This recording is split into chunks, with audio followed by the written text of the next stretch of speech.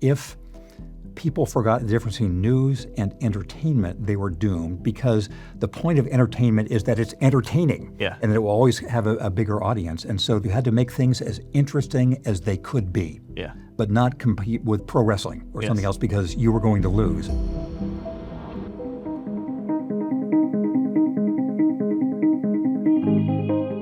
Hi, everyone. Welcome to The Context Window. My guest this week is James Fallows. James, or Jim, is one of his generation's most distinguished journalists. He is the author of 11 books, many of which have won big national awards. He was a longtime national correspondent for The Atlantic, the editor of U.S. News and World Report, and a frequent contributor to NPR's Morning Edition. He's a Harvard College graduate, a Rhodes Scholar, and was the chief speechwriter for President Jimmy Carter, and was the youngest person to ever hold that position. I wanted to have Jim on the podcast to hear his reflections on the news business that he's been a part of for so many years. In 1997, he wrote Breaking the News: How the Media Undermined American Democracy, a prescient book that is now the name of his widely read Substack. We talk about what's changed since 1997 and how the media could keep the public better informed than they actually do. Jim was also the president of the Harvard Crimson student newspaper in 1969, when activists occupied University Hall to protest the Vietnam War and were forcibly removed by the police. I was interested in what the turbulent time on campus was like for him and how it compares to the campus unrest we've seen here in recent years. After the interview ended, Jim wrote back to say that he forgot to tell me the most interesting story of all, which was about how the Crimson was almost taken over by alumni. We recorded a follow-up, which I think you'll really enjoy. As always, I'm really interested in your feedback, and you can email me at david@thecontextwindow.com. Enjoy the show. James, thank you so much for being here today. Dean Deming, it's a pleasure to be here with you. So you came to Harvard in 1966. I did. And when you were here, we had, tell me if I've missed anything, the dramatic escalation of the Vietnam War.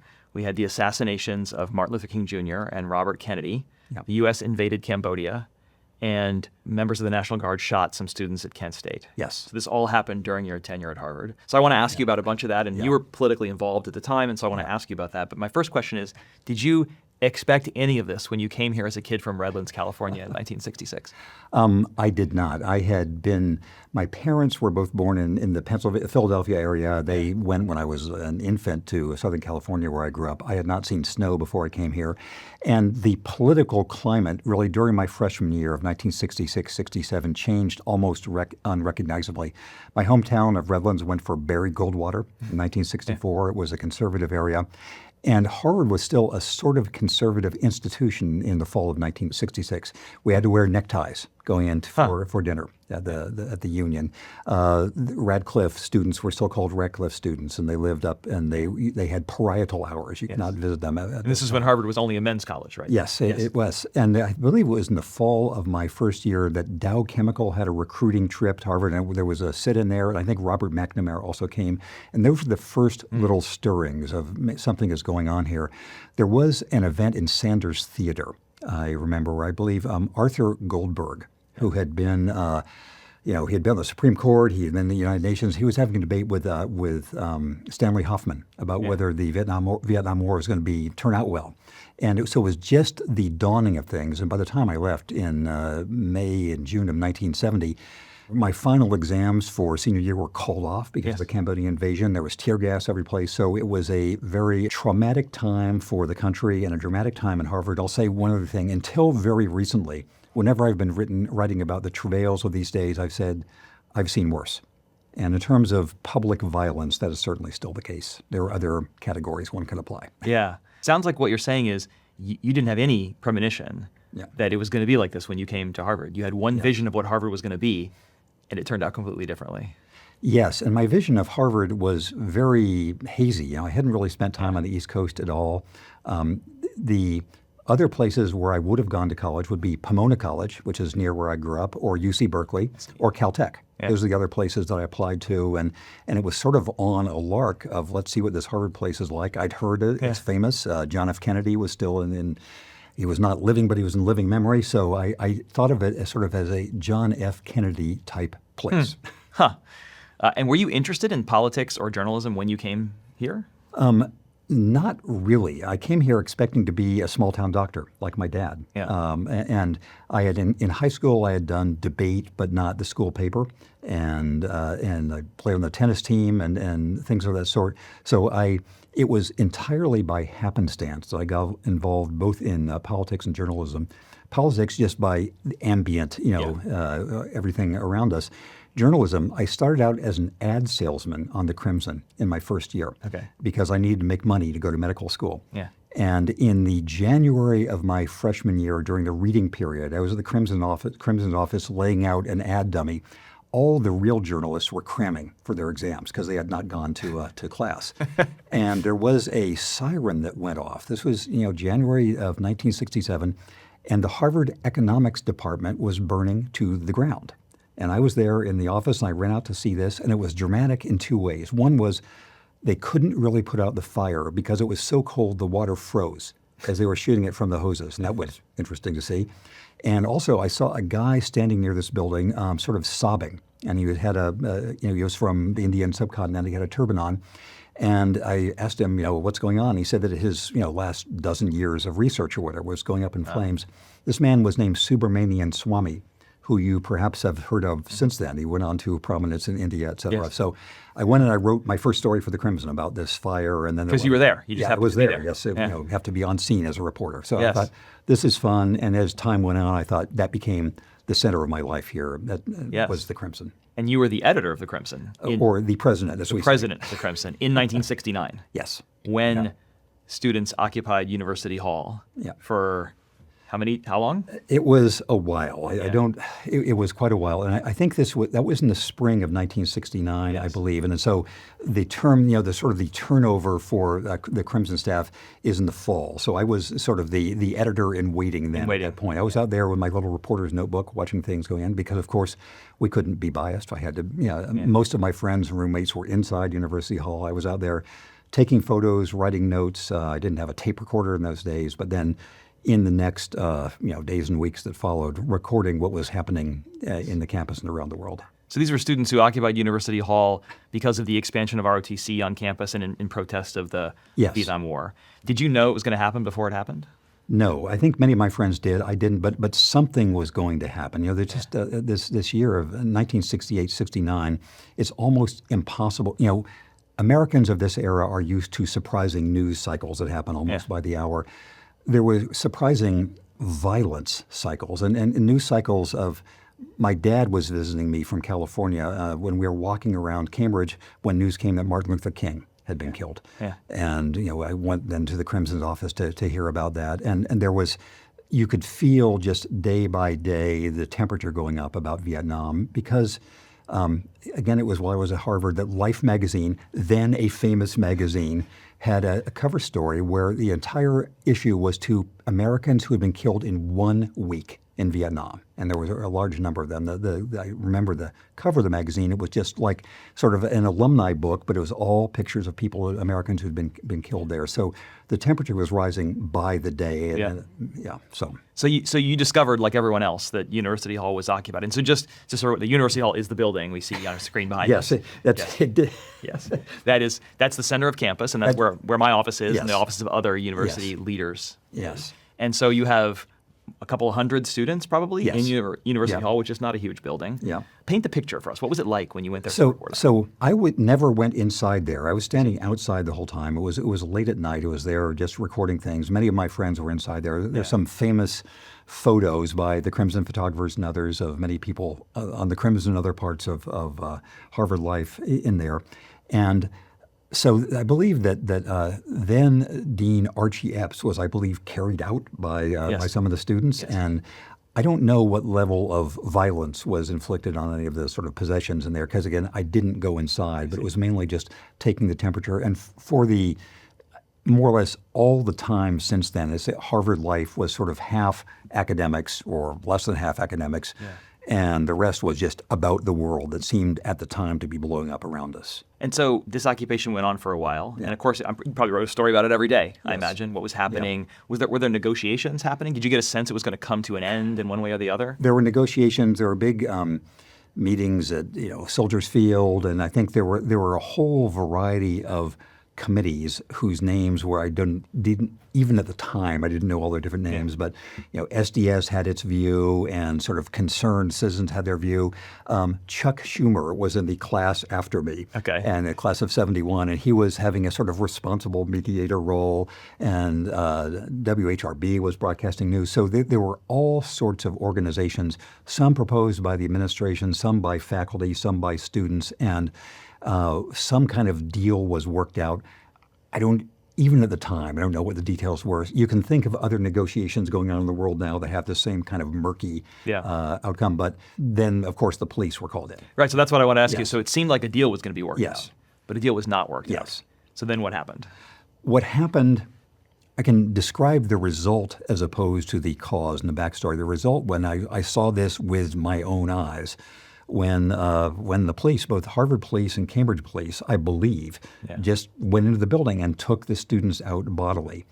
By the standards into these doors right here. Through these doors, yes. And by the standards of what the world has seen since then, it was not, in retrospect, that shocking, but it was shocking because this was in the main administration building of Harvard University, the main university. And so I don't think, my sense is the students didn't think it would finally come to that, because that was not something that sort of played well for the university admission. I remember that a day or two after that, the person who was then the editor of Newsweek magazine, which was then an influential magazine, came up and just came to us at the Crimson and said, "What's going on here? This is," and it got national coverage because it was this sort of step function increase in crises on campus.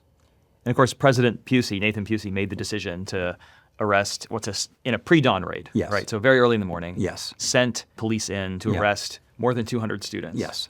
And you said you were there. I was there. I was outside watching, taking notes. You happened to be there as it was going on? I was there on purpose. I knew something.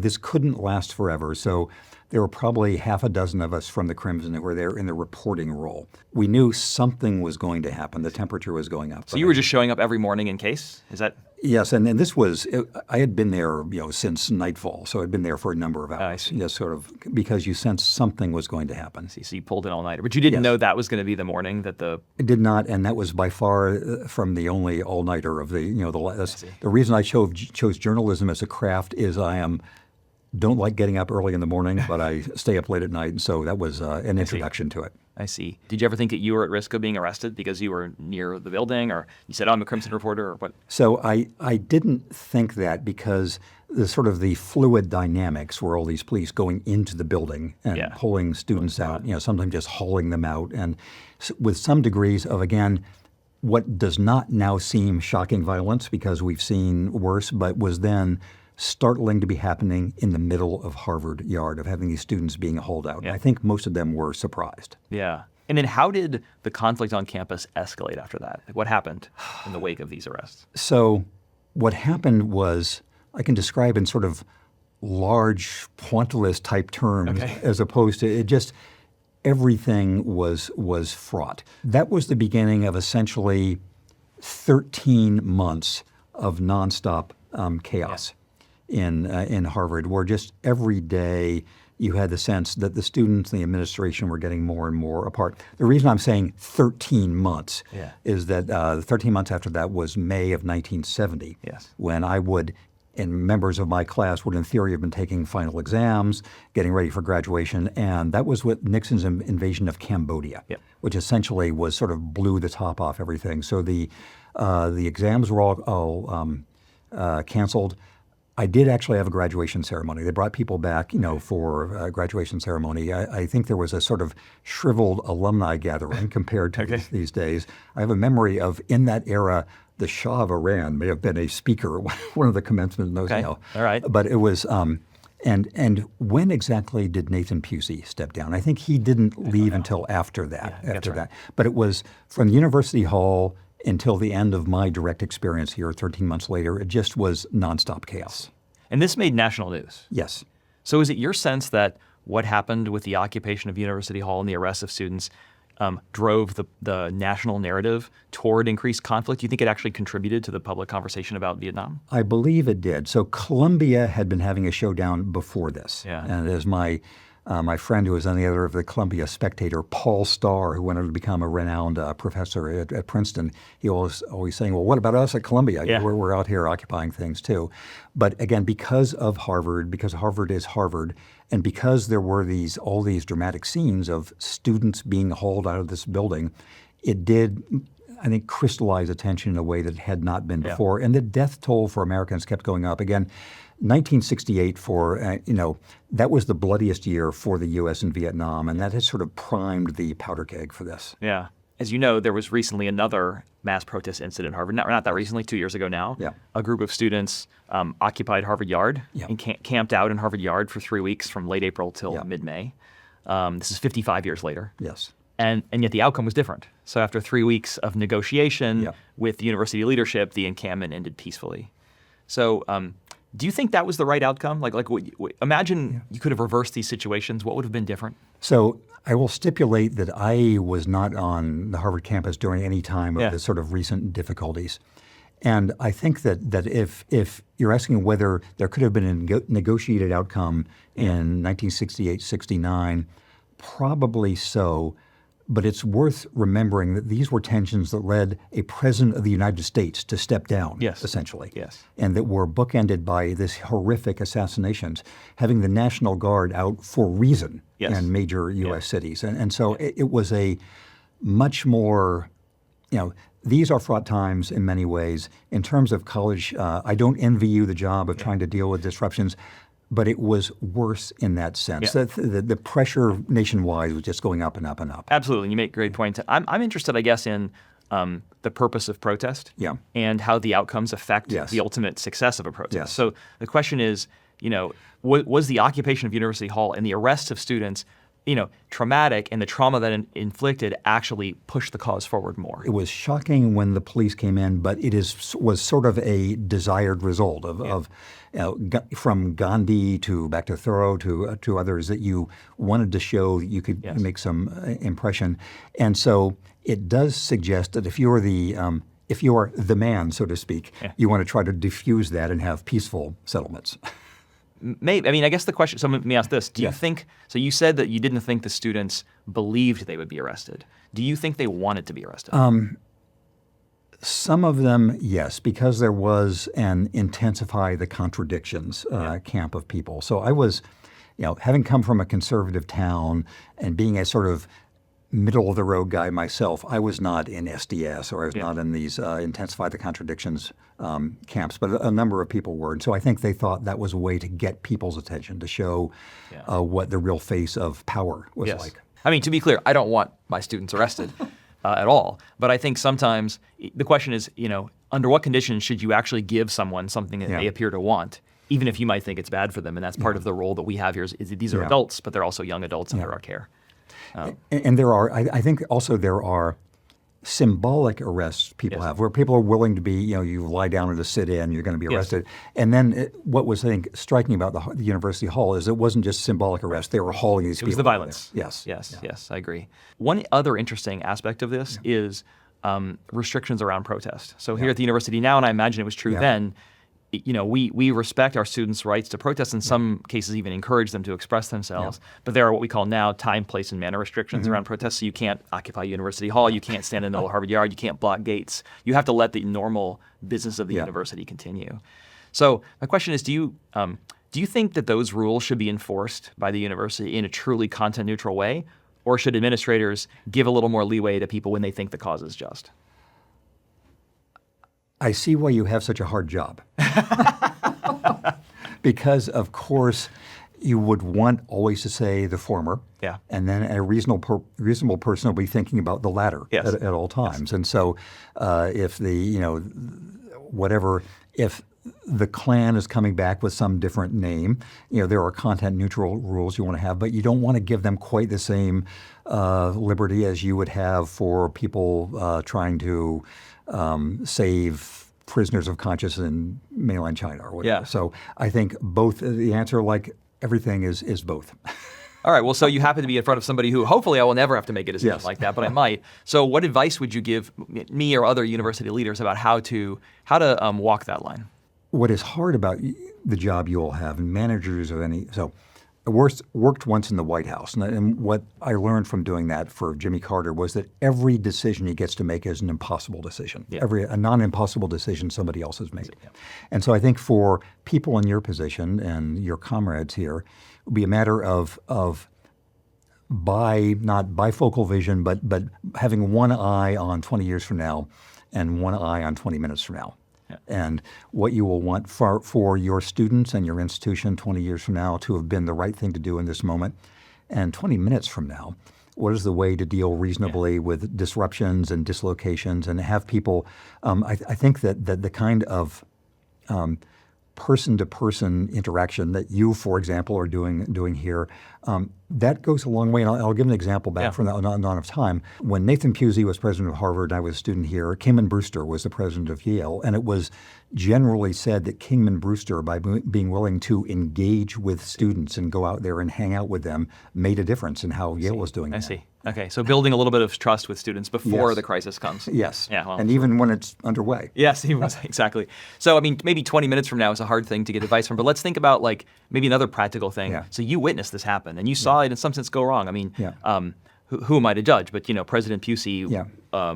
Never recovered in the eyes of students, Yes. certainly. And so the question is, how should a university leader, a dean, or whoever handle the first 24 hours of something like this? What did you see that you could help, you could use to give them advice? So what was so hard for us in the late 1960s to imagine is that Nathan Pusey had been seen as a hero of the McCarthy era, of standing up for academic freedom, because he was seen by us as being this sort of great stone face, and who had very little dealing with the students and didn't seem engaging in any way. And so I would think to the extent, as in any negotiation, that you can both imagine the other side's worldview and deal with them personally, all these obvious truths for that business school or government school would teach, but that were, I think, for just generational reasons, the administration in those days seemed shocked that kids these days, and because when I started here, it would have been shocking that kids were behaving this way. We're still wearing neckties, at dinner, and 2 or 3 years it was different. So I think you are. I'm not saying this to be obsequious. You are modeling the kind of thing that I think university administrations need to do, of just being engaged with students and. Well, I take your advice to say stay in touch. Make sure you know what's happening with students, so you're not as surprised as people were in 1969. Yeah. Can I ask you more about the Vietnam War? Yes. Okay. I want to ask you about the draft lottery. Yes. So this is something that happened a long time ago, and many people don't know, but I just want to ask you what it was like. So this is fall of 1969. Yes. The draft lottery, which is deciding who would have to go off to war to serve in Vietnam, is mandatory. Yep. Was televised. Yes. Right? So did you watch it in a group here at Harvard? Of course. And so this was for background and context and sort of, to take the story where we're going. So it is, it's hard to imagine now there was a mandatory draft. And the reasons were largely, they were both demographic. There weren't that many people born, in the 1930s and early 1940s. So the U.S. with a large standing military around the world needed a draft. Yeah. Elvis Presley was famously drafted, et cetera. Muhammad Ali, then Cassius Clay, famously refused the draft on the grounds of principle. So I went to a public high school in Southern California, and there were about 800 members of my class, so about 400 young men. And most of my high school classmates who didn't go to college, which was most of them, were drafted. Yeah. They either enlisted or are drafted. So in those days, there was a so-called student deferment, which if you were, I think so if you were in college and then even then for a while in graduate school, you could stay out of the draft. Dick Cheney famously had like 9 re-ups of his graduate school until he timed out. And then in 1968, the student deferment was eliminated. Then That's just because the Army needed more people, right? It needed more people. It was a huge, there were, maybe 500,000 or more Americans at one time in Vietnam, and it just such a massive effort. It's like we used to let you have a college deferment. Now we actually need you to come anyway. Yes. Well, what they got rid of was the graduate school deferment. Oh, I see. The graduate school deferment. Yes. And in '69, there was still a college deferment. I see. But it was then Richard Nixon very cynically and very shrewdly thought that the draft was becoming the sort of that was where the pain of the Vietnam War was reaching every place. That it was people, whose families may be torn apart by belief in the Vietnam War, but their sons, only sons, were being sent off then. So he had this draft lottery where Louis Hersey, I think, or Hershey was then the head of Selective Service, It was like Lotto. They were drawing numbers out of a hat. And this was November. Live, essentially, on yes. television. Oh, yeah. Yes. And so everybody was watching this. And so within the space of however long that took, half an hour or whatever, people knew if they were in the sort of lowest one-third with numbers like 240 or whatever up by their birthdays, they were not going to be drafted. If they were middle, they were on the ground. If they're top one-third, they were going to be eligible for So let me just ask, so I had my father explain this to me, so I may Yes. get this wrong. But, okay, so basically it picked a birthday. Yes. And then it was your day from your birthday. So if the day was January 1st Yeah. and you were born January 31st, it would be 31. Is that how it worked? My recollection is they had like a giant, lottery globe with individual birthdays in there. Yes. I don't know. I just remember them calling out but they were calling dates one after. It could have been that extra days, but I just remember them pulling out, for example, August 2nd, which is my birthday. Okay. So what was your number? It was in the top 50 or something. It was near the top. 45, I think it was. 45. Okay, yes. Yeah, so you were watching on TV. Yes, yeah. So your birthday was the 45th one drawn. Is that the way it worked? It was, I don't know whether they did that, but it was going to be number 45 in the sequence, yes. So you were watching this on television at Harvard. Yep. Where were you, like in your house or? I was in the sanctum of the Crimson. We had a TV in there. So you're all sitting TVs there. were scarce there, and so we had a black and white TV. Okay, and so you see your birthday come up. Yep. You number 45, you realize, I think Yes. I'm going to have to go to war. Yes, and this was simultaneous. So several things happened simultaneously. It was the beginning of everybody in our class and around the country figuring out what are we going to do. Yeah. And about 2 or 3 weeks, I hadn't known what I was going to do in general. 2 or 3 weeks after that, I got a Rhodes Scholarship from California. And so that was one option, to go as a Rhodes Scholar. And so we had these long sessions of what do you do? Is it... When you say sessions, informal. I don't think, yes. The university wasn't organizing it. It was just a bunch of the students university, getting together. Yeah. Not their problem. I see. There were some teachers who were involved. Oh, I see. Lots of students. We had Crimson sessions. So I don't think the university played any part at all in this. To skip ahead to the story you're building up to. So this was, you probably know the date better than I do, but I think this would be in May of my senior year, and when the Cambodian invasion had happened. Yep. And we were going to the physicals for everybody who was in. I think everybody had to take a physical, but you knew you wouldn't be called if you weren't in this top group. So they were doing them in those days at the Boston Navy Yard. Yes. And they, all of us who were from the Cambridge Draft Board, not my home one in California, but the Cambridge Draft Board was 98% people from MIT and Harvard. And we collected someplace in Central Square to take our bus to the Boston Navy Yard. And we were there, and we spent all day. And they did it alphabetically for the different draft boards. And I noted then we had the Cambridge Draft Board where almost everybody had some excuse. Well, what was your excuse? My excuse, I was too skinny. Yeah. I had to lose some weight, and I'd been on the lightweight crew for a while. I was a distance runner. I'd been running the Boston Marathon. I was pretty thin. And so how much did you weigh, if you remember? How much did you weigh when you were watching television and you saw you drew number 45? I probably was going from mid 140s to high 120s. Yeah. Okay. So when you showed up in the Navy Yard, what did you weigh? I weighed 125 or something. I would been really losing weight. And you're how tall? I am 6'1". 6'1"? Yes. Okay, so you were 6'1", 120, 125 pounds. Yes. And why did you do that? The question was essentially, do you formally refuse the draft? Or, the question of the Nixon-like cynical thing to do would be to just say, okay, I'll enlist and I'll be an intelligence officer, or I'll serve in Germany or whatever. But it seemed so apocalyptic those days. It just seemed, there are times in our current history where it seems that there is a right side of things and there is a wrong side of things. And my friend Jacob Weisberg, a Yale graduate, has a book coming out soon called Profiles in Cowardice, of people who knew there was a choice and did the wrong. So it seemed that it was the wrong choice to take a comfortable way out. So the question was, do you formally refuse with all the consequences that would mean, including jail? And I knew some people who went to jail. Could you make a case for conscientious objection, which would be a stretch? And I could probably do that because in my hometown and knew people there. So just walk back a second. So what is a conscientious objector? You would have to say that you object to violence in all forms. And so not specific to the Vietnam War. Like I'm a pacifist. You'd have to make the case you weren't against this war you were against wars. So why couldn't you do that?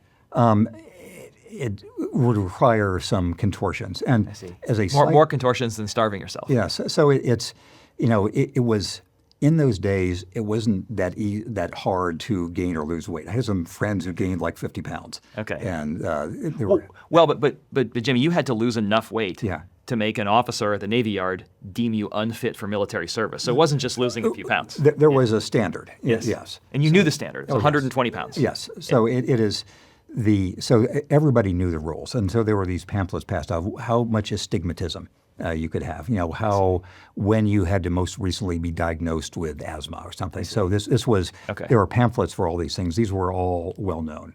And so you and a bunch of your Harvard classmates and MIT colleagues all came to the Navy Yard with different ideas of how to not object to the draft, but evade it, basically. So how to avoid going to Vietnam. And so people, again... You were trying to go out on a technicality, essentially. Yes, and that was, and so as you know, I wrote what was then a very influential article about this, a few years later called, What Did You Do in the Class War, Daddy? Yeah. Because this was the part of Vietnam that everybody knew, but was not prominently discussed. And the college deferment and the graduate school deferment, it made stories like Dick Cheney's possible. Yeah, bone spurs, et cetera. Yeah. So I want to read. Yeah. So I did read that essay. Yes. Yeah. What did you do in the class war, Daddy? And I want to just read it's a long quote, but I really want to read it and just I want to read it for the audience, but I also want to hear your reaction to it. So you say, we returned to Cambridge that afternoon, not in government buses, but as free individuals, liberated and victorious. The talk was high-spirited, but there was something close to the surface that none of us wanted to mention. We knew now who would be killed. As other memories of the war years have faded, it is that day in Navy Yard that will not leave my mind. 5 years later, 2 questions have yet to be faced, let alone answered. The first is why, when so many bright young college men opposed the war, so few were willing to resist the draft rather than simply evade it. The second is why all the well-educated, presumably humane young men so willingly took advantage of this most brutal form of class discrimination, what it signifies that we let the boys from Chelsea be sent off to die. So my question for you is, what does it signify that you let the boys from Chelsea be sent off to die? So it signified, again, you're reading something I wrote 50 years ago. Yes, which was a moving essay. Yes, and 5 years after this time, and trying to expose something, again, that everybody knew but was not generally discussed. And so I think that, people in different stages of history, in different stages of life, make decisions that they should reflect on. So this was trying to have a precursor, I think, of cynicism in public life that has become more the case, since then. Yeah. Well, I mean, you're right about that, and I think it's you must have had mixed feelings writing it, because on the one hand, you were publicly expressing your guilt and your shame, which is hard to do. But on the other hand, at least you were talking about it, probably is what you thought, and other people were just burying it. And it's important to, in some sense, people in younger generations would have known less about all of this, except for the fact that you wrote it. So you're to be commended for writing it. I guess my question is, how did it feel to write it? So why did you decide to write it? You wrote it 5 years later. So what made you decide to do that? Because as things went on, it was clear that the memory of those years was being suppressed, except by the people on the losing side of it, of that equation. The U.S. is never going to have the draft again, just because it is I think there's only been one Congress member ever who's proposed that, Charlie Rangel, has proposed that, and it just is political anathema. The idea of service is something that we've been discussing at the reunions have been here. My home state of California has a program of Cal volunteers, of having ways to make it easier and attractive for people to serve. So part of the mission of journalism and of writing is to try to have people see things they might not see otherwise. So I felt it was important, if we have a nation that's becoming less equal, and in its burdens and its responsibilities and obligations, it's worth talking about how that came to be. So I'm going to ask a question. This is me imagining how you would have felt. To tell me if this is wrong. So it's clear from you deciding to write that essay 5 years later that this incident stuck with you, and you said it did, and you thought about it a lot, and you felt a deep sense of guilt for letting the Chelsea boys go off to die. And do you think you wrote it as a way to say, look, I can't take that decision back, but at least I can honor you. I can talk about the sacrifices you made and admit that I didn't make the same ones. Was that an act of catharsis for you? Number one, sort of in retrospect, it's worth recognizing that the 20-year-olds of those time were not making the decisions about the Vietnam War. Yes, they hadn't gone absolutely. into the Vietnam War. It was a large class of people who, by chance and circumstance and privilege and lack of privilege, were suddenly the objects of this war machine. And I've been since then, I've been very actively in touch with veterans groups of all kinds. I was there. I was giving one of the dedication speeches at the Vietnam Memorial of Maya Lin's, which was very controversial at the time. I became on friendly terms with Jim Webb, a name you may recognize, who is a former senator, and he had been a Marine in 1968 during, again, the bloodiest time. So I was trying to say this is part of our circumstance that I didn't cause. It wasn't. There's making these people. The realistic, again, the cynical thing I could have done is just join Army intelligence, so I'll tell you two other sort of personal connections. When I got to England, at Oxford, one of my Rhodes Scholar friends was somebody who had won the scholarship 3 years earlier from Yale, and then had decided to join the Marines. This is a man named Karl Marlantes, who I spent a lot of time with in Oxford. He wrote a fabulous book called Matterhorn, which essentially is, it's one of the great novels of the Vietnam War. And it took him about 25 or 30 years after that to write it. And so I think we all recognize, I think by people who took different paths in those days, all recognizing the costs of their paths, and that almost everybody feels bad about something. Karl feels bad about the platoon mates who died next to him, that he was not able to save them. I'll tell you what I feel worst about is there was a member of the class of 1969 who was from my hometown of Redlands, although I didn't know him. I knew him only slightly growing up because he went to Andover or Exeter or one of these places. But his father was an Air Force colonel at the local Air Force base, and I knew Chris from summer jobs, Christopher Morgan's. We were delivering mail and things like that. His father made him join ROTC. He was one of the last people killed in Vietnam. One of the few people from Harvard who was killed in Vietnam, but it was him. He was a gentle soul. He was, but his father made him join ROTC, and I think his father feels even worse. I think that almost all Americans who had to do anything in those days felt bad. This is the moral cost of war. Yes. When you look back on that, is there anything you regret? You had to do over again. Would you consider being a conscientious objector? Would you consider going to prison? Would you have gone to war? I think I probably could have made a more strenuous case for being a conscientious objector, which my younger brother did. I see.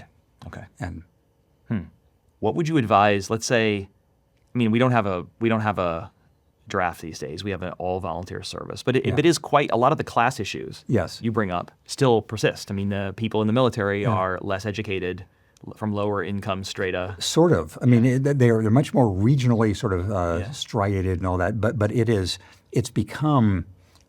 It's not the lower class army that it was during most of the draft days. Right, because it's not mandatory in the same way. Yeah. So do you think we're in a better situation with the army or the military? I wrote an essay that 10 years ago in the Atlantic called, its official title was The Tragedy of the American Military. I think the title I would have chosen for it was Chickenhawk Nation. Okay. Essentially of title. what it is like to have a nation that will do everything for its military except take it seriously. You have the flyover at the football game, and now it's kickoff time. Right. And so I think that we're in the worst of all worlds now of having a big, expensive military that nobody takes seriously. And that's been in an acute form in the last year, but it's been a chronic form for the last 20 years. What would it mean for the country to take the military more seriously? There would be official decision about whether you went to war. Yeah. There would be more. I wrote a book long ago called National Defense, which won the National Book Award. It was about, I thought I had to educate myself about the military and did so. You would have people who took seriously what kind of weaponry the U.S. has. One of the chapters of that book was called the M16 a bureaucratic horror story about how it came to be that the M16 killed so many Americans because it jammed in their arms when they were in Vietnam, as opposed to the AR-15, which was its predecessor. So it would be more serious deliberation about when and whether we go to war, what kind of weapons we do it with, what our aims are, and just have it. It's just too much. It's war on the cheap now. There's a financial aspect to it, and an aspect of do our weapons work? Are we investing in it? There's also the sense in which this is a shared project or shared sacrifice. And so do you think that the reason we have the worst kind of war now is actually because so many people don't have enough at stake? I think that is an important part of it. I think it's that there has been usually I don't say things are a both sides problem. This is a both sides problem where over the last generation or so, it's been convenient for people in Congress of both parties to not get involved frontally in decisions about going to war, and leaving this to presidents who have used this power in more and less rational ways. Yeah. And so I think it's been convenient for everybody just to wait and see, okay, if this goes wrong, we're going to be against it, but we're not going to take it seriously before we go in. Should we have national service for young people? We should make it attractive and easy. And I'll mention again, but not mandatory. Mandatory, that means putting people in prison. That's not going to happen. Okay. Well, maybe it wouldn't happen. Should it happen? Should we have it? Since it's not going to happen, it's moot whether it should happen, because it's just not going to. And again, just to spell this out, people were arrested. If they defied the draft, and it was a big and serious deal. I had friends who were arrested, and it changed their lives, or they had to do mandatory alternative service. So there's not going to be a draft, but it can be made more attractive and convenient, and become more sort of conventional, expected thing to do. Okay, so it can be more attractive. Let me flip it slightly. Yeah. Should young people feel a moral obligation to serve their country in some way? Yes, serve fellow people in some way, serve their communities. Serve their communities, yes, or their countries, yeah. And one more time, I'll brag on the Cal Volunteers program. It's been led by a man named Josh Friday, who grew up in Northern California. He went to Berkeley, and I think Berkeley Law, Bolt Harbor, what it was called. And then he was a Navy JAG officer for 4 years, and has run this Cal Volunteers project in California, where there's a path for almost everybody to do something. There's a kind of version of the GI Bill for California schools. There's a climate course. They're like the old CCC. There are ways for retirees to get involved in different things. So if we took seriously making this attractive, then I think there are more avenues. Should Harvard students feel a moral obligation to serve their communities? Everyone should. Yeah. What should we at Harvard do to help students do that?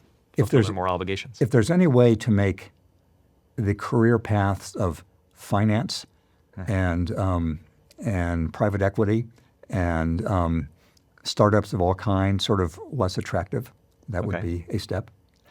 Okay, like how? How do you think that could be done? You're in touch with it these days. So it's the conventional path for people in my vintage would be either doctors or lawyers. Right. And a few of us are journalists and teachers and all the rest. But the financialization of elite school ambition is a change for the worse, in my view. Can I ask you about Jimmy Carter? Yes. Okay, so you became Jimmy Carter's head speechwriter in 1979. Yes. You were how old? I was, so I worked for him in the campaign. So I started working for him when I was 26. When he became president, I was 27. You were 27. So how did you get that job? That seems like an important job for a 27-year-old. Yes. So on the one hand, presidential campaigns generally have young people working in them because most of them lose. Yeah. So generally the staff is people who don't have other things. So you picked the right horse. Yes, I did. And so being a speechwriter for Jimmy Carter was a sort of a high turnover job. Yeah. So a guy named Bob Shrum had been that before that, and somebody else, and they had sort of Carter had chewed through them. I got out of the blue a call from a friend when I was we were in Texas, where my wife was in graduate school at UT, and I had no day job at the time. I was just working as a freelance writer, and the friend said, they're looking for more writers, and so I thought, okay, why not do it? My mentor, Charlie Peters, of the Washington Monthly, had said, if you have a chance to work in politics, do it one time, because you'll learn things that you can't learn other ways. And so I did it. I was working, the number one guy was a guy named Patrick Anderson then, who was a novelist from Texas. He also sort of churned out. And so when the administration started, I was the head White House speechwriter for 2 years, and then I left. And Jon Favreau briefly advertised himself as the youngest chief speechwriter working for Obama, but you got to beat. I had him beat by several months. We'll let him know after the podcast. So you, just to set the stage for younger people, so this was after Vietnam, this was after Nixon and Watergate. So this is a time when the country was probably hungry for something like Carter, which is a morally serious technocrat who promised managerial competence. Yes. Is that, yes, but I think so it's hard, perhaps even for you, to imagine the vibe of that time. 1 year before he was sworn into office, Jimmy Carter's name recognition was 1%. It was just coming from nowhere. And it was because he seemed to be this, what people may remember about early Obama, somebody who sort of had a magic Jimmy Carter had in that 1976 or 1977 time, where Bob Dylan was endorsing him. The Allman Brothers won. He was a Naval Academy graduate. He was, he was a poetry guy, and he just seemed to be to express some new spirit. He was the opposite of Richard Nixon. He said, in a way that people believed, "I'll never lie to you." And he practically didn't. He had a slogan was somewhat ironic: "A government as good as its people," which we may have gotten. But I think if people can remember the Obama years, which may even now be distant, he had that kind of magic to him. I see. He carried the hopes of a weary country on his shoulders. Yeah. But his presidency was probably less successful than Obama's. He was a one-term president. Yes. And you wrote for him for 2 years. Yes. Right? And then you left the administration. Yes. And you wrote an article in The Atlantic. Yes. Called The Passionless Presidency. I did. So tell me about that. He was lucky, unlucky, lucky. Okay. Lucky in that he got to be president at all, because it required a lot of things of Teddy Kennedy deciding not to run that year and various screw-ups by the other people who would be likely candidates. So he figured out the Iowa caucuses back before any else. So that was lucky. He was lucky that Gerald Ford, had various handicaps. He was unlucky in a million ways when he was president. The prime interest rate was 20%. In the year he was running for re-election. It was and the Iranian hostage situation. Then he was lucky in having nearly 44 years as former president to show what he was like as a person. During the second, and being a speechwriter for him was complicated. He was a very good extemporaneous speaker. He never learned the performance skills of giving a formal speech from a script. It's a particular kind of skill.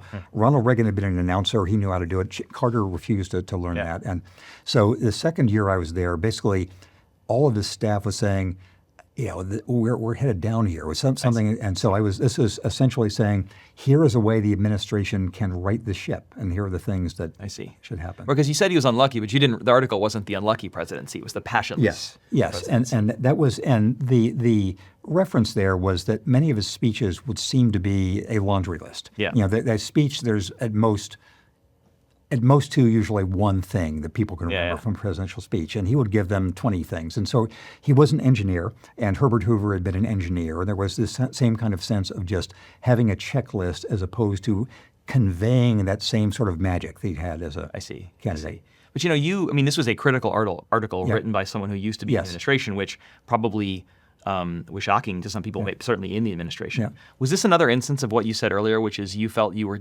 just writing something down, like with your Vietnam, where I said that you were just writing something down that everyone already knew?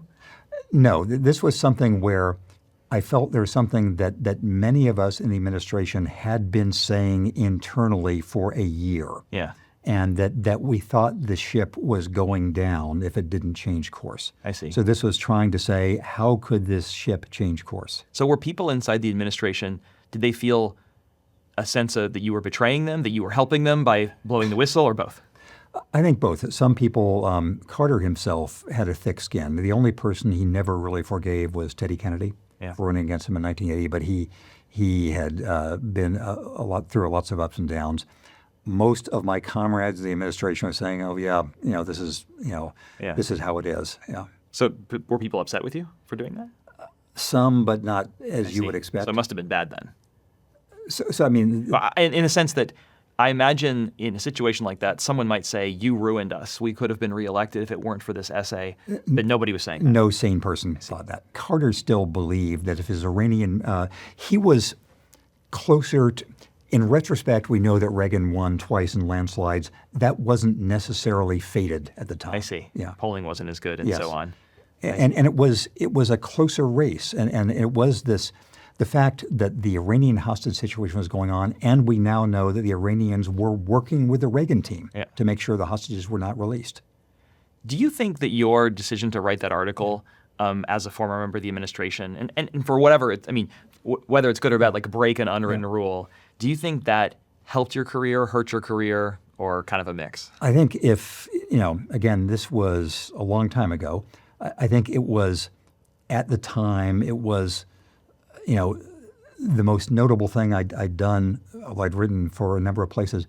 Since then, I've written 12 books. I won the National Magazine Award. I've won the National Book Award. And so I think it is not seen as the defining thing of my life. Yeah, you say you're doing fine. Yeah. What I found was interesting about it, actually, is it has some echoes and some other things that have played out over the past few decades. I want to read you one thing. So there's in Elizabeth Warren's autobiography, she has a quote where she talks about something Larry Summers said to her. And she says, he said to her, listen, you can be an outsider and say what you want, or an insider and get access and a chance to push your ideas. But the one rule is never criticize other insiders. Do you agree that's the culture of Washington, D.C.? So that is the culture of Washington, D.C. Since I've spent all of my working life, the only two exceptions to being a journalist all of my working life are the time I worked for Carter and the time I worked in software. Yeah. And then if you use the track changes feature in Word, that was something I was working on. So the version of that matters to me is that journalists can't pay more attention to retaining access and being insiders than they pay to telling their public what they know and what they've seen. Their loyalty is to the public, to tell them the best available version of the truth as you know it. Yes. The way I would put it on your behalf is that there's a set of rules and unwritten rules for politicians, and there's a set of rules for journalists. And you were telling the world, I'm a journalist, I'm not a politician, or I'm not a political operative, I'm a journalist. Yes, and another sort of curlicue on that is my mentor Charlie Peters said, you should work in politics one time. Yes, exactly, because one time. You're going back and forth, and you get in this, which role are you in and what are you angling for? So that was the one time I was going to work in politics. Yeah. Can I ask you about you wrote a wonderfully prescient book in 1996, 30 years ago now, called Breaking the News. And that's the name of your Substack now. Tell me what the thesis was of Breaking the News. Thesis of Breaking the News, which came out when Fox News had just gone on the air for a month or two, when the internet was a twinkle in everybody's eye, when most papers were profitable, was that if there were two things that journalists could do that would both destroy them and destroy the country. One is treating news as mainly a political game, of having their own, journalists all care about politics, but treating everything as just politics. That was going to make the public be more cynical about it, because most people don't care about politics. They care about the results of governance, not about politics. So that was something that was dangerous. The other is that if people forgot the difference between news and entertainment, they were doomed, because the point of entertainment is that it's entertaining and that it will always have a bigger audience. And so that you had to say, as with education, as with the law, something else, you had to make things as interesting as they could be, but not compete with pro wrestling or something else, because you were going to lose. And so that would be sort of the end of democracy and of the media. So, given that thesis, do you think you nailed it or overstated it or understated the case now 30 years later? I think the book was prescient. I think that most of the things I said you would say now in sort of nightmare vision. And I think I opened with a long chapter. The Atlantic ran an excerpt called Why Americans Hate the Media. And it was about how when there was I think Clinton had some missile strike in Libya or someplace, and it was all presented as, what will this mean for the midterms, as opposed to what does it mean for war and peace, for the people who were killed, for the military, et cetera. So I think it was, I think things have gotten worse since then along the track I was sort of pointing towards perdition. But can I tell you two things that are positive? One is college newspaper. I'm biased because I spent all my time in the Crimson when I was here. College newspapers right now, led by the Crimson, but the Fresno State newspaper, the Ball State newspaper, and student newspapers around the country are in a kind of golden age. Kids these days are doing a great job in journalism. And the invention of the new business model is happening with is nonprofit models of partnerships, et cetera, et cetera. So the old model is gone entirely, and so new models are being invented. So I want to ask you about the model. Yes. Just to say, too, on the Crimson, I always say to people, I love the Crimson. I think there's even though they follow me around and cover me, I think there's no question that the university is in a better position because the Crimson exists. And also, they are student reporters and they're trying to learn. And so I think it's important for us to help them develop their skills, even when they're not so nice to us. So I'm always trying to be nice to the Crimson, even if they're not nice to me. And maybe I deserve it sometimes. I want to ask you about the business model, because I think that's an important thing that you mentioned. So your, breaking the news as a description of the direction of travel was totally accurate. I guess my question is, what do you think is the root cause? Is it the business model, and why? Technological change probably is first on the list, because local newspapers were a viable product before the internet existed. So you could have the Redlands Daily Fax, which was in my hometown, was a profitable paper and had been for generations because it could have local advertisements. So technological changes had a huge impact. The combination of regulation and technology that affected the broadcast environment was profound, because there could only be 3 networks back in the 60s and 70s. So there was a sort of everybody saw more or less the same news. That had defects, because if the mainstream news didn't notice something, it didn't exist. But it also had a sort of combining process. And so the technological advance of streaming of multi-channels and the regulatory, there had been a regulatory sense that the news was a special environment. There was a fairness doctrine, all these things, now making it just another business. And so I think that has had a bad effect. And the combination of things that got rid of the regional family newspaper model, the Chandlers in L.A., all the people in Louisville, the Binghams in Louisville. Every major city had a family that sort of felt there was a patrimony connected, and they made money, but they felt as if there was something more than making money that was involved. And I think that the Sulzbergers are probably the main version of that, and also the Wall Street Journal family until they sold to the Murdochs, which is a family empire of its own sort. So what you're describing is a world where we had 3 or 4 news channels. So now we have essentially thousands of news channels, which in some sense makes for a more competitive business environment. But that still begs the question, so why does a more competitive environment lead to less informative news and more entertainment? Because it's competitive on purely entertainment and engagement grounds. It's as if every elementary school in the country was just on a pure business model, like a bar or something. And every courtroom was run just like a bar. News has become just a purely on extracted profit model, which is defensible for business, but there's something else that news does in business. So let me try to see if I understand what you're saying. So, when we think about sending our kids to schools, we don't open that up to, we don't say like, hey, YouTube, OpenAI, all these other companies, you can compete to see who gets the most attention from our students. We intentionally close the environment. We say, this is what we think you ought to do. Do you think that's the way we should do news? We should basically take all the business out of the news and say this is what the news should be in a centralized way? Or? No, I think we should say we recognize realms of life: medical care, legal representation, public education, libraries, religion. You can name half a dozen others. We say they need to have a business basis, but they are different from just a bar. There's more that they have externalities, they're public externalities, and that was part of why there's a First Amendment, and recognizing that this is something that matters in ways that are not purely mentioned by classified ad sales or whatever, or by clicks these days. Yeah, so I agree. So let's put a finer point on that. So you're saying, look, unfettered market competition is bad in realms like the news and healthcare and education. What should the model be? What would get us the right outcome? Short answer is I don't know. Neither do I. Yes. So second answer would be some version of, I think monopoly and concentration has become a problem in many realms. I think that something you could reconstruct is something like the old rules. You couldn't have, this many TV stations across the country, or if they're a TV station and a newspaper, you couldn't have them in the same town. And so what the FCC used to do, of saying that there is still, I guess, just classical antitrust. That if there's some way to decentralize what has become, I'm not looking for government centralization. I'm looking for reduction of over-concentration by the private market in this realm. I see. Well, so I'm trying to understand that, because on the one hand, we think monopolies and concentration are bad. Yes. On the other hand, what we have in the media environment is the opposite of that, where there's thousands of people competing for eyeballs, and that seems to be a really bad Yes. outcome. So should we want more So- market concentration in media than we currently have? It's cheap to run podcasts. It's cheap to run, Yes. sort of hate sessions and things like that.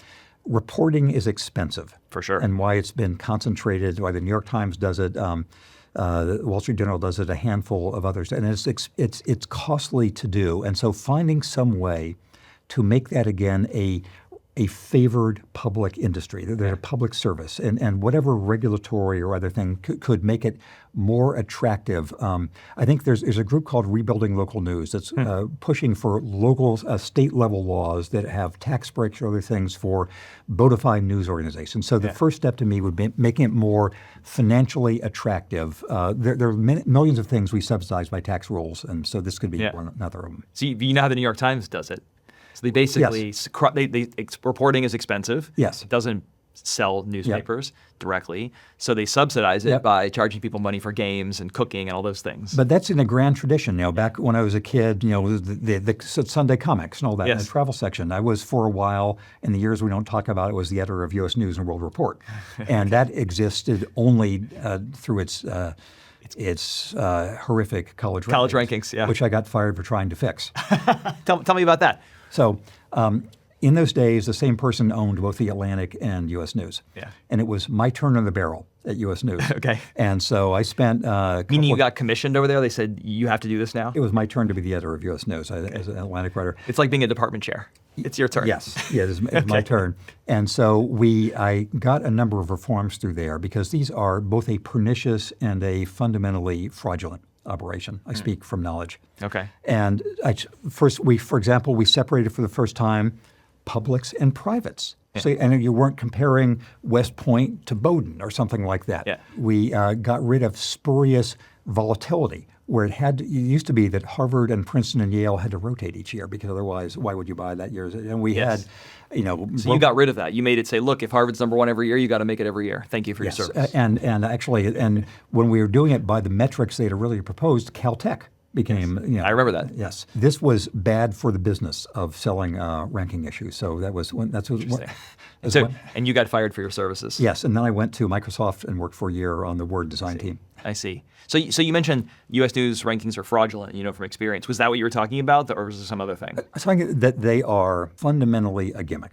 Yes. That they were presented as being a public service, giving people a guide to knowing more about universities not immediately around them.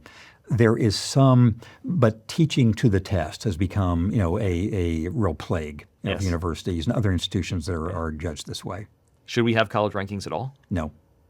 That's a pretty straightforward answer. Jim, you wrote Our Towns. Yeah. You and Deb wrote Our Towns in 2018, before the pandemic. Yeah. If you were to have written it after the pandemic, do you think the story would be fundamentally more hopeful, less hopeful, or just different? It would be different in detail. We've been to many of these places in the years since the pandemic. We continue to travel and connect people in Mississippi with ones in Montana and all the rest. So the pandemic made a difference, obviously, in the patterns of people's lives. And some people moved back to their hometowns. Some people went into big cities. But the fundamental point we were making, that the United States looks most promising community by community, family by family, even region by region, that we feel even more strongly than we did at the time. You've been a journalist for more than 55 years. Yep. And you've spoken with great pride about your time at the Crimson and the importance of student journalism. What advice would you give to students, either aspiring student journalists or actual journalists at the Crimson, to have a career like yours or to make the most out of a career in journalism? I'll give one tiny anecdote from my time as an undergraduate, then from my time as a postgraduate. So there was a man named Harrison Salisbury, who was a then famous journalist for the New York Times. Journalists are always in the then famous category. This is it's a written on water category, but he had just been in North Vietnam. I was reporting during the war. He came to the upper floor of the Crimson, the Sanctum, and talked to all of us. And he said, the great thing about being a reporter is that most reporters are natural introverts who welcome the obligation to engage and ask people questions. And so if you want to learn about the world and you find yourself introverted and shy, this is the job for you. That's certainly the case for me because your business is finding out what's happening and then telling people about it, which is a great thing to do. So for anybody considering journalism, I would say consider it and do it. Because it has, if you like just asking, what's this? How does it work? Tell me about it. and then telling somebody else what you've seen, can be a really satisfying way to live. There was a book about the 1969 occupation of University Hall called Coming Apart. Mm-hmm. And you had a quote in that, I'm not going to remember the exact quote, but you basically said that your time at Harvard was 4 miserable years and you didn't think the administration cared about Harvard students. I'm wondering if, you haven't been close to campus, but I'm wondering if you still feel that way now, and also if you think it's changed at all since then. I don't know if it's changed. My impression then is that almost everybody I know was glad to have gone to Harvard. But I think in retrospect, we recognize the value.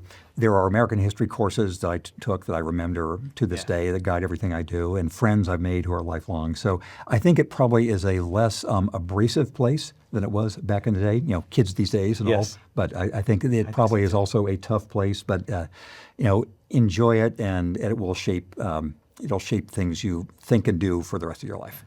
Last question for you, Jim. Do you think Harvard is a force for good in the world, and how can it be better? Harvard is a force for good in the world. It can be better by addressing all the shortcomings that any great institution does. And in particular, right now, Harvard needs to stand up for its founding values and America's founding values of freedom, of free speech, of courage, of standing up, of not knuckling under to passions of the time. So I am proud of what Harvard is doing in that realm right now. James Fallows, thank you so much for being here. Thank you very much.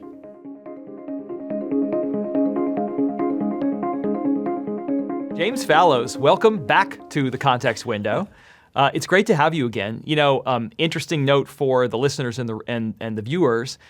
You and I had an email exchange after our first conversation, and you said, you got me thinking. There's a story here I didn't tell that I'd love to tell about Harvard and about the Crimson that we think people would be interested in. So I'll just give you the floor. The news in the Crimson was done by news reporters who fanned out all over the campus and around the country, as they had done during 1968, covering the presidential campaign, and photographers and all the rest. But there also was an editorial board which set big editorial policy by majority vote of the entire paper's staff. And it was the case in 1968, 69, going into early 70, that the majority vote of the paper's staff was becoming more and more left of my own views. The leftist position was, ROTC out of here and everywhere right now. Do everything you can to have obstructions and of blockades of government-related buildings all around the campus. And there was even one time when the majority vote was sort of endorsing actual victory. So there was a long skein of time when the people nominally in charge of the paper would write these signed dissents saying, yes, Vietnam is a horrible mistake, but let's not endorse victory, et cetera, et cetera.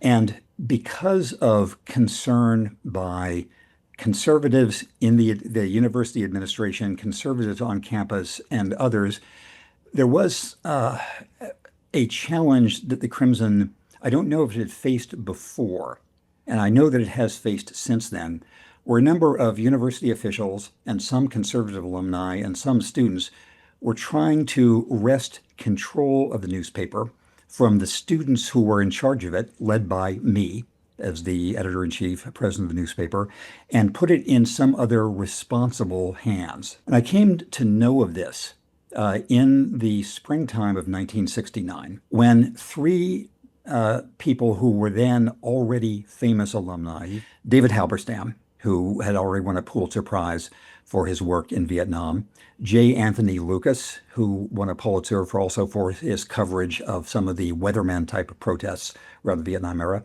and John J. Iselin, who was head of public TV in New York. They were on the graduate board of the Crimson, which ran the Crimson as an independent entity. And they came to me and said, there is a movement underway to take control of the paper away from the students who have had it since the paper's founding in 1873. And we are here to stand up for the kind of independent student journalism that we practiced when we were in college back in the 1950s during the McCarthy era, and that our predecessors had done too. And so there was a movement they led to reach their other members of the graduate board and do something that I myself was doing many generations later, 5 years ago, when the Crimson was also under some pressure for editorials that it published, to say it's the students' paper, right or wrong, that we believe in the independence of the students doing this. And so there was a showdown in the graduate board. The people who said the students' paper, right or wrong, prevailed. The Crimson remained independent as it has been since then. So I'd love to Yes. ask you, Jim, about that Yeah. experience. So as you mentioned, you came to know about this effort to exert control over the Crimson from these three members of the graduate board. Yes. How much detail did they share with you at that time? They said there were people who was trying to wrest control. What exactly happened, and what type of control did they try to achieve? So the control, to start at the end, it would be so pro forma, the governance of the Crimson has always been a graduate board, Yep. which is made up of former presidents of the Crimson, 99% of them, a few other people, some former managing editors. It traditionally met in person once a year in the springtime for the annual dinner of the Crimson, where there'd be some speaker who was coming in. And usually they are just there to hear about the budget, to hear about what the Crimson did well or poorly. But it was not an active governing board.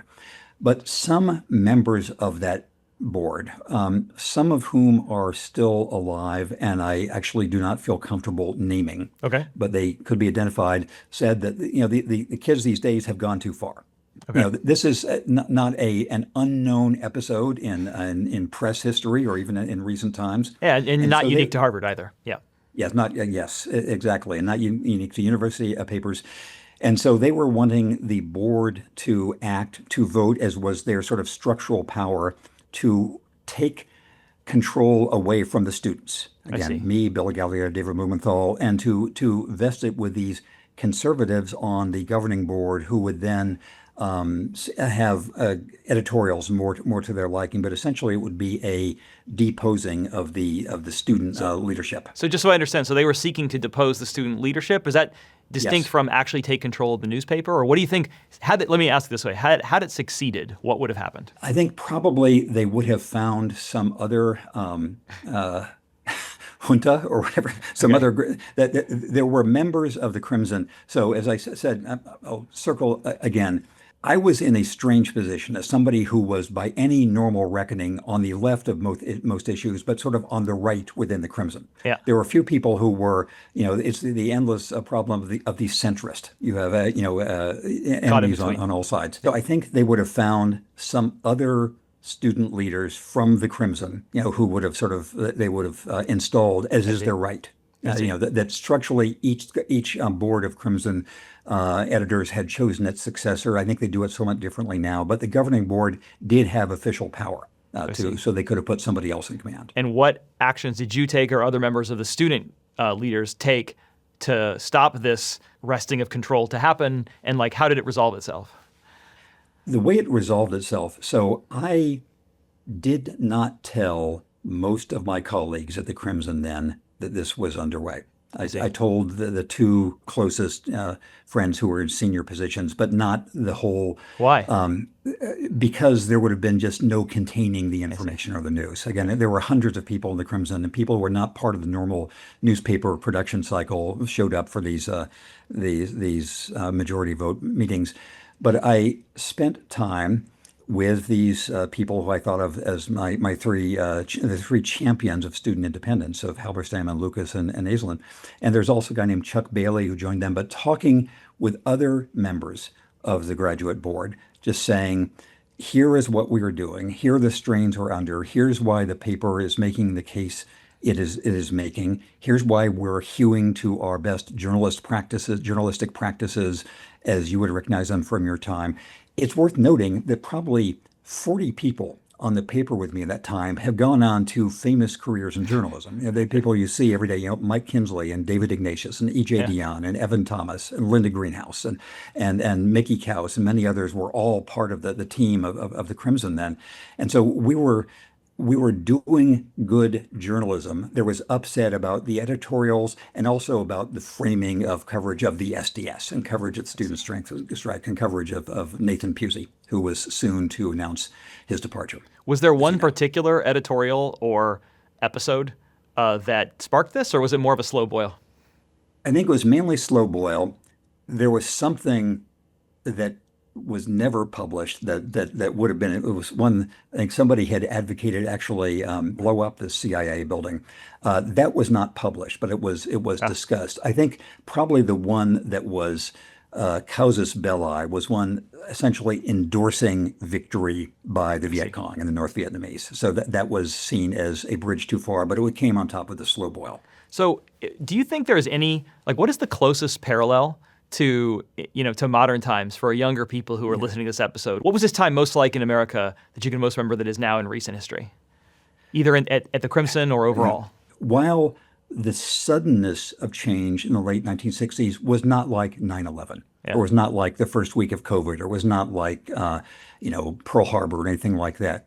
The drama of the change between Harvard that I discovered in the fall of 1966 as a freshman and the place that was just torn apart in the spring of 1970, nearly 4 years later, it was a really radical and radicalizing change in people's relationship with one another. And I think that there, I don't know, I have not been centrally enough involved with the way universities have handled protests, especially about Gaza, Palestine, U.S. relations with Israel, et cetera. So I will not opine on that, but it's a much more intense version of that over a longer period of time with many more Americans frontally involved in it. And I'll say one other thing, too, about the Crimson situation. The Crimson situation, for me, was something of much tinier consequence, but I had some responsibility there. So I had some agency and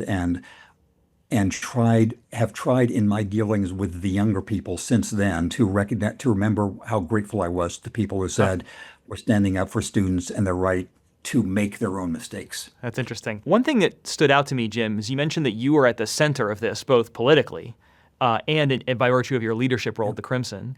And because everyone on the editorial board had a vote, there was some sense in which the outcome of this depended on kind of where things landed. And I wonder if there was any red line for you that you had in your mind where you actually would have supported taking control over the paper. Was there maybe it was the editorial you mentioned that wasn't published but could have been published, or maybe it was something even more inflammatory than that? What did you think would have been the point at which you would have supported something like that? The Crimson published some editorials that I really disagreed with, but my outlet was to be able to write a signed, dissent, which I did several times. And I think absent things which were violations of law, like advocating violence against people, advocating that people be harmed or that buildings be blown up, anything short of a violation of law, I would have thought this is what the First Amendment is for. This is what students making their own mistake is for. And as long as I have a voice that I can use both inside the paper and externally to say, I think this way, then I can't think of anything which would make me say, yes, the alum should take over. How do you think this would have played out in today's climate? Do you think it would have been different? Do you think it would have been harder or easier for one political side to take over a student newspaper given the way things are today? It's a hard question, which because I don't have the same kind of fingertip familiarity with a lot of on-campus issues now, I can't say. But I do think that campus discussions about protests over Gaza and Palestine have involved similar tensions of what universities should or should not do in response to current government policies. I think the same tensions are there. I believe I tend to be an absolutist about very few things, but something I'm an absolutist about is this let the kids have their way short of things that are violations of law. And I did 5 years ago, when the Crimson's graduate board 5 years ago was wrought on just this issue, where some people were upset that the Crimson 5 or 6 years ago had published a pro-BDS editorial, again by majority vote. And there were some people 5 or 6 years ago who wanted to take control of the paper away from the students then. And I said to my colleagues 5 or 6 years ago, I think it was wrong 50 years ago. I think it is wrong now, too. And it's the students' right to be right and to be wrong.